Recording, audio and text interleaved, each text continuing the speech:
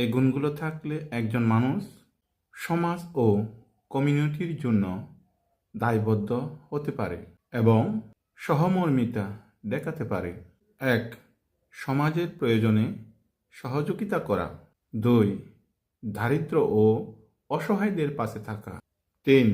সচেতন নাগরিক হিসেবে দায়িত্ব পালন করা। 4.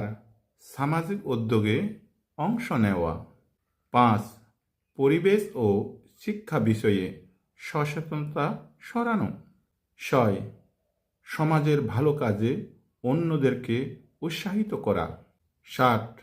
সম্প্রদায়ের জন্য সময় ও সম্পদ ব্যয় করা। 8. ন্যায় ও সততার পথে চলা। 9. সংগঠিত সমস্যা সমাধানে সহযোগিতা করা। 10. সমাজে ইতিবাচক প্রভাব ফেলা। বাবাতু সাব্বা মঙ্গলম।